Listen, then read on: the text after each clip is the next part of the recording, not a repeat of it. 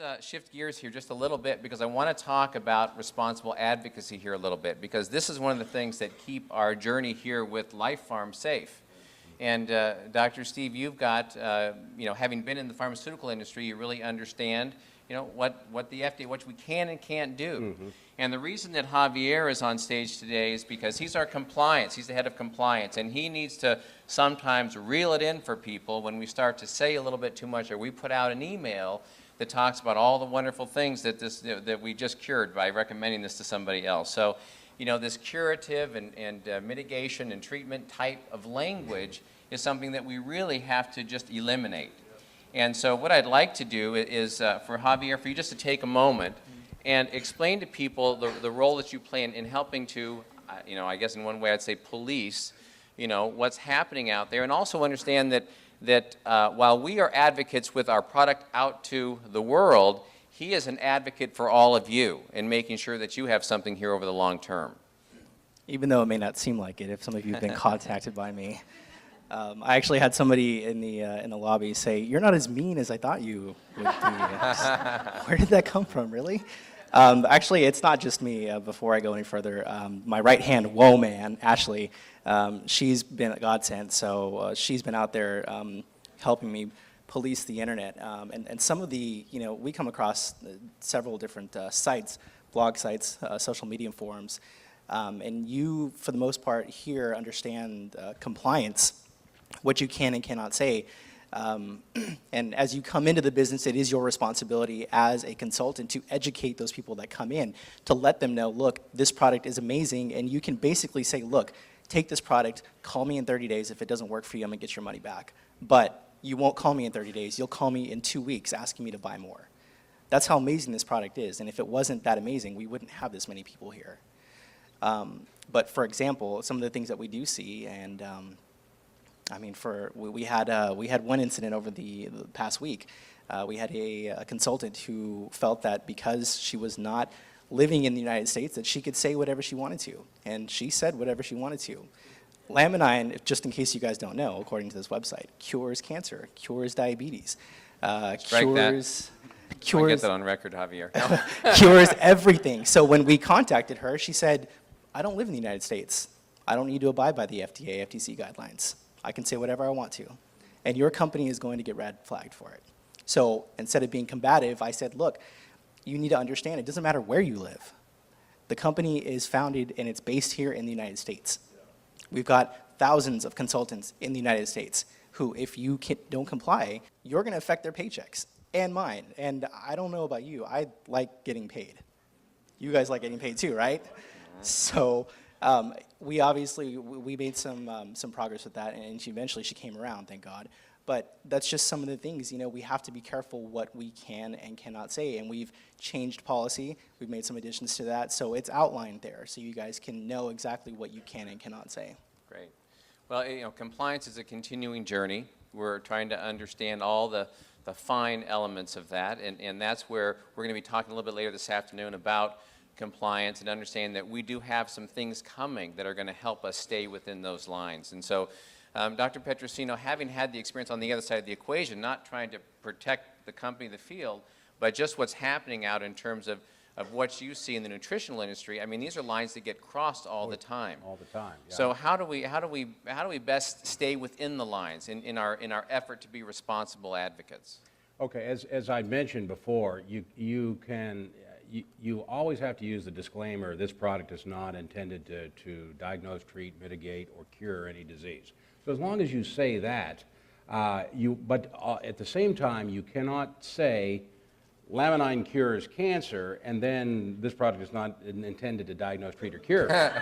So you can say that Laminine assists the body in X, Y, and Z, because the body heals itself when it's given the proper tools. So the best way to circle around that is Laminine assists the body. You don't want to say Laminine assists the body in curing cancer, but as long as you remove the word cure or treat and then a given disease from it. Now, autoimmune conditions, if you say rheumatoid arthritis, because I know folks that have had great benefit from their rheumatoid arthritis while they're on Laminine. But I can't put on the website, Laminine has been known to treat and mitigate rheumatoid arthritis, because that's a disease treatment claim. And the way that you can, if you ever want something interesting, you can go to the FDA's website, it's fda.gov, and then you can actually put the names in of different companies that sell nutritional supplements, or even network marketing companies. And you can find that there are letters, they're called FDA action letters, that go out, and they go out to principals in these companies when somebody does something that's untoward on the internet. Now, if it's not seen as an action within the company, in other words, if the FDA finds 20 websites from a given company that are all claiming the product cures cancer, then they're going to go after the company.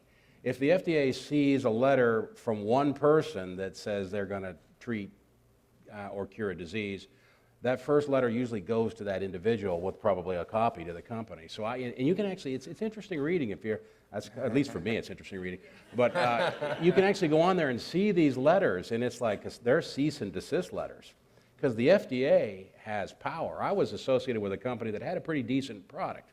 This was a number of years back, and I won't mention the product's name or the company, but it was a seaweed product, and it was an extract from seaweed, and it had some pretty good anti-inflammatory effects.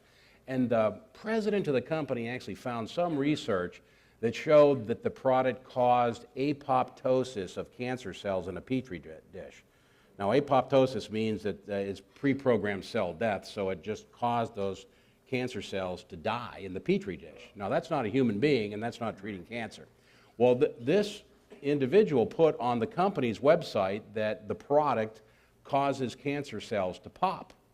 I called him up, and I said, you better get that off of your website. This is the company website. And first of all, apoptosis isn't popping. It's, you got it wrong there, too. But, and they were cells in a petri dish. So in other words, you're implying this drug is effective in treating cancer. And I said, you will hear from the FDA. And he said, well, we have the science to back it. Well, after a while, you couldn't get that product anymore. It was not available. And I went to the FDA's website and saw a picture of a giant earth mover that was heaping dirt on top of $2.3 million worth of the company's product. So the FDA does have a sting, and if you ignore them, they can go and they can seize all the company's product, and they can bury it in a landfill somewhere with impunity. So we don't want that to happen to our product. Good reason to pay attention. Yeah, so pay attention and don't make any claims. Okay. So. Well, at the risk of getting the hook, I want to ask one last question, and just a 15-second soundbite for each one of you. And that, not possible for Steve, so I will come over and hold the mic in front of Steve. But in a 15-second soundbite, each one of you in your own specialty and as practitioners and people of science, you obviously got stirred up when you heard about Laminine or you tried Laminine. What would be a 15-second thing that you could just share with the people out here today that got your attention? Because I think a lot of people, and I'm speaking from people in the field's perspective, going, gosh, I would love to talk to my doctor. If we're going to change the world, we have to affect the current medical model. We have to help with that transition. I think we all are catalysts for that. So what would be a 15-second thing that Dr. Norwood would get your attention? And then let's go on down the line here. All right, I relate to patients. And so when I first heard about Laminine, I immediately thought of some people that I thought would respond to it. And so I called them and I said, this is something I want you to try. And very dramatic, some within days, had dramatic results from the products. What got you to be willing to try it or to look at it? The science. I want to know what the person said to you, the doctor, the practitioner. The science behind it. I've seen so many of these things, and I said I want to see some studies showing double-blind, placebo-controlled studies that this product actually works, and we have them going back 10 years. And I've looked at all these, read them. Some of the studies aren't worth very much. They actually say there's no statistical significance. But that's a good study, and it actually shows that they got a negative result. Okay. All right. Thank you. Well, I think I kind of already had the science because I'd studied serotonin for so many years with Dr. Robert L. Pollack. So, you know, what got my attention about it was the word pain. In nutraceuticals, we have not had anything effective against pain with the exception of large doses of L-tryptophan, which in high doses can be risky. And so when I saw we had a whole food amino acid supplement that was clinically proven to elevate serotonin levels, that's what piqued my interest. My son was in a near fatal car wreck 3 years ago, and so for over 3 years he's been dependent on oxycodone and then sleep medications and anxiety medications for the side effect of controlling his pain. And it's not, I mean control, it's not gone. You don't understand. It's not like he's out there swinging from tree to tree. It's still bad, but he can function. And so for me, it was about finally having a natural form of serotonin builder that could help regulate his pain and all of my other clinical clients, because it's something that we deal with on a daily basis. Okay. 15 seconds, Steve, if you can. You're what? Say first I forgot, now he forgot. Yet, so but You anyway, have I'll to. stand up because I can talk faster. So anyhow, for me, and my time's already up down there, and I haven't even started yet. But for me, what I think, I didn't try it first before I was recommending it to people because I travel a lot, and my primary occupation, I'm a field-based scientist, and I cover like a multi-state area. And it was probably 3 weeks before I even had a chance to get back home to try the product that I'd ordered. But in the meantime, just like these folks here, I read the science, and for me the science was good. I said, don't tell me about the testimonials, you'll send me the science, I'll look at the science. If the science is good, that's all I need. When you have a 30-patient study that hits statistical significance, that means it's a pretty profound effect.